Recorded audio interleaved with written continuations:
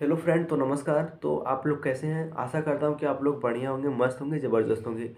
तो आज का हमारा जो टॉपिक है वो है माप, मेज़रमेंट, जिसको इंग्लिश में बोलते हैं।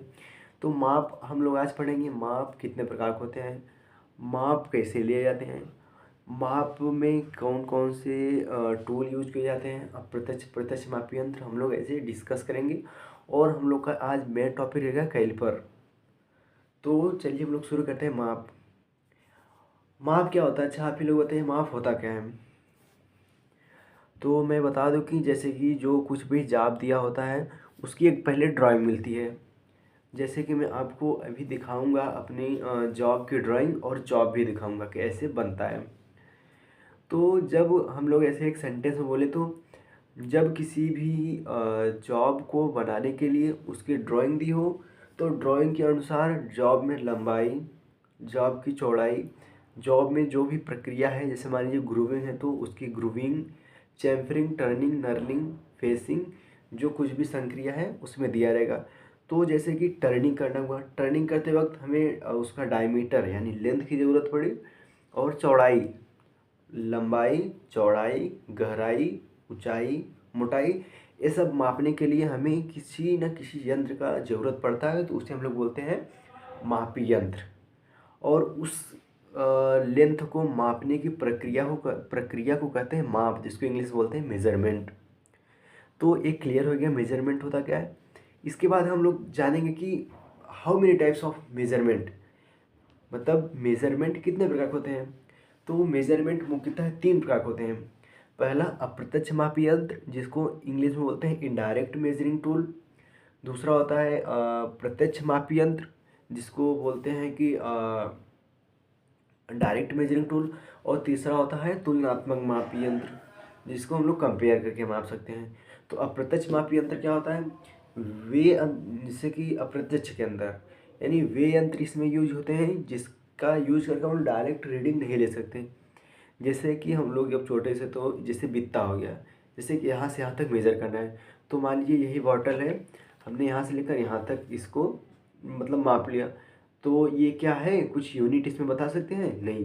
अगर इसको हम लोग जस्ट स्केल के ऊपर रख दें, जैसे मान लीजिए हमने यहाँ से यहाँ तक इसको मेज़र किया, और हमारे यहाँ एक स्केल रूल है जिसको स्केल बोलते हैं। इस पे स्केल पे तो रीडिंग उसका ग्रेजुएशन लिखा है कि इतना इतना इंच। तो जैसे इस माप को हमने इस पे रखा, तो हमें पता चल गया कि ये 15 मिलीमीटर 15 इंच का है। तो ये होता है अप्रत्यक्ष मापी यंत्र, यानी हम लोग डायरेक्ट मेजरमेंट नहीं ले सकते हैं। इसके अंतर्गत क्या आते हैं? कैलिपर हो गया आपका। कैलिपर आपको पता है इस शेप का होता है, ऐसे पीछे से नट बोल्ट होता है, उसको टाइट करके। अभी हम लोग कैलिपर को भी देखेंगे। और दूसरा हमारा हो गया, कैलिपर हो गया पहला। दूसरा हो गया स्केल। जैसे मान लीजिए यही है स्केल, इसमें ग्रेजुएशन यानी इसमें लाइन वगैरह नहीं बनी होती है, तो इसको स्केल बोलते हैं। अब प्रत्यक्ष क्लियर हो गया, अब चलेंगे प्रत्यक्ष मापी यंत्र।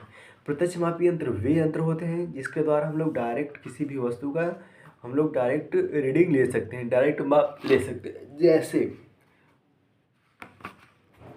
समझ लीजिए कि जैसे कि हो गया हमारे पास एक कैलिपर, स्टील रूल हम आपको बता ही देते हैं।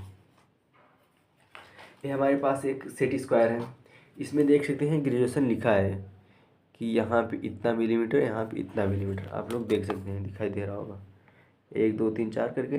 तो हम जैसे मान लीजिए हमें इसका लेंथ मेजर करना है, ये बॉटल है, इसका लेंथ मेजर करना है। तो हमने इसके इस सिरे से इस सिरे पर रख दिया, हमें पता चल गया कि 23 सेंटीमीटर है। यानी इस लेंथ का टोटल, इस बॉटल का टोटल लेंथ कितना है? 23 सेंटीमीटर। तो हमें ये पता चल गया, ये हो गया इसका लेंथ।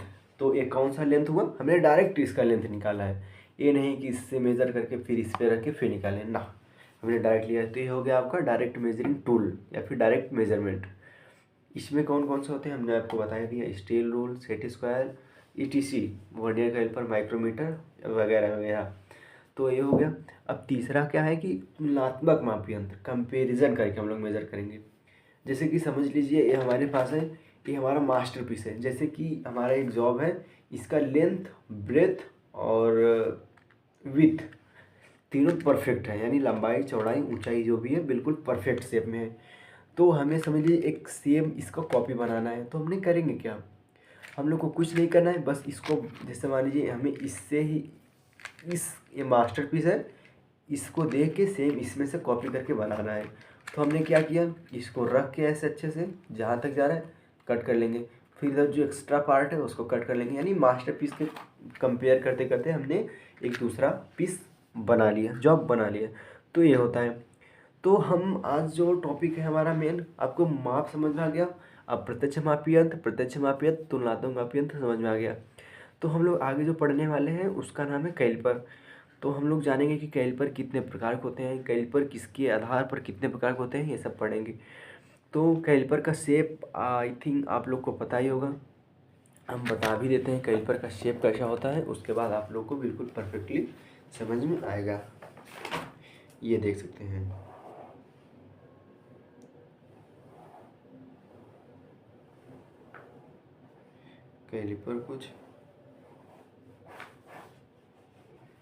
कैलिपर कुछ ऐसा ही होता है। इसमें शेप अच्छे से नहीं बन पाया लेकिन ऐसा ही होता है। ठीक हो गया आपके पास कैलिपर। कैलिपर एक प्रकार का अप्रत्यक्ष माप यंत्र है। अप्रत्यक्ष माप यंत्र, अब आपको समझ लेना है कि अप्रत्यक्ष में होता क्या है, कैसे होता है। कैलिपर एक अप्रत्यक्ष माप यंत्र है, ये हो गया। उसके बाद क्या होता है, कैलिपर का अगर कोई पूछ ले अल्पतमांक कितना होता है तो क्या करेंगे। कैलिपर का कोई फिक्स अल्पतमांक नहीं होता है। कैलिपर का अल्पतमांक हम लोग, जैसे कि कैलिपर एक अप्रत्यक्ष है तो हम लोग जो प्रत्यक्ष पे कंपेयर करके उसका मेज़र करेंगे तो यानी उस पर डिपेंड करेगा। जैसे अगर हम लोग कैलिपर का यूज सेट स्क्वायर के साथ करें तो सेट स्क्वायर पे जो भी रीडिंग दी गई है इसका जो लिस्ट काउंट होगा वो हो जाएगा आपका कैलिपर का लिस्ट काउंट, ये होगा। तो ऐसे ऐसे। और कैलिपर मुख्य रूप से दो प्रकार के होते हैं। कैलिपर मुख्य रूप से दो प्रकार के होते हैं। पहला वाला, उसका जो जोड़ के आधार पर दो प्रकार के होते हैं। पहला फर्म जॉइंट, दूसरा स्प्रिंग जॉइंट कैलिपर।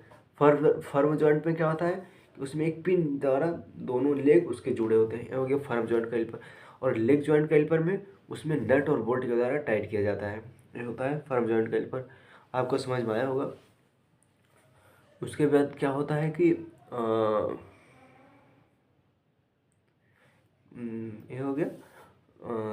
उसके बाद होता है कैलिपर पैरों के आधार पर कैलिपर कितने प्रकार के होते हैं, यानी लेग के आधार पर caliper, types of caliper according to leg.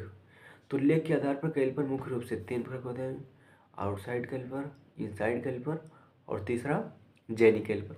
Outside caliper क्या होता है, वे कैलिपर जिसके द्वारा हम लोग किसी भी जॉब या फिर किसी वस्तु का बाहरी माप ले सके, ये हो गया आउटसाइड कैलिपर। ये आउटसाइड कैलिपर के द्वारा ही पॉसिबल होता है। और इनसाइड कैलिपर क्या होता है, और मैं बता दूं आउटसाइड कैलिपर, ये आउटसाइड कैलिपर ही बना है आपको जो दिख रहा है। और इनसाइड कैलिपर में क्या होता है, इनसाइड कैलिपर वे कैलिपर होते हैं जिसके द्वारा हम लोग किसी भी जॉब की आंतरिक व्यास का माप कर सकें। जैसे मैं बता दूं कि यहाँ पे एक गिलास है, इसका हमें बाहरी वाला मेज़र करना है डायमीटर, तो हमने आउटसाइड कैलिपर का यूज़ करिए, बाहरी कैलिपर का यूज़ करके हमें पता चल जाएगा। लेकिन हमें इसके अंदर का डायमीटर करना है तो इनसाइड कैलिपर का यूज़ करके हम लोग आंतरिक डाया इसका पता कर सकते हैं। ये हो गया आंतरिक कैलिपर। और एक होता है जेनी कैलिपर। जेनी कैलिपर का यूज कहाँ होता है, जेनी कैलिपर का मुख्य रूप से यूज होता है कि किसी भी जॉब को मार्किंग करने के लिए, पंचिंग करने के लिए, मतलब मार्किंग ये सब करने के लिए हम लोग जेनी कैलिपर का यूज करते हैं। जेनी कैलिपर में एक लेग होता है, एक और पिन होता है। जेनी कैलिपर के हम लोग जेनी कैलिपर को hermaphrodite caliper, odd leg caliper, leg and joint caliper के नाम से भी जाना जाता है। ये जो जेनी कैलिपर है ये बहुत ही इम्पोर्टेंट है, कंपटीशन के एग्ज़ाम में ये बहुत ज़्यादा ही पूछा जाता है। तो आशा करता हूँ कि आप लोग को यह वीडियो अच्छे से समझ में आया होगा। हाँ, मैं एक चीज़ मैं मानता हूँ कि इस वीडियो मैंने एडिट नहीं किया है, क्योंकि एडिट करने में बहुत समय जाता है। तो हमने कोशिश की है कि अपना बेस्ट से बेस्ट देने की। एडिट ना होने की वजह से थोड़ा आपको परेशानी हो सकती है, लेकिन आप उतना मैनेज कर सकते हैं, क्योंकि एडिट करने में टाइम प्लस बहुत कुछ लगता है।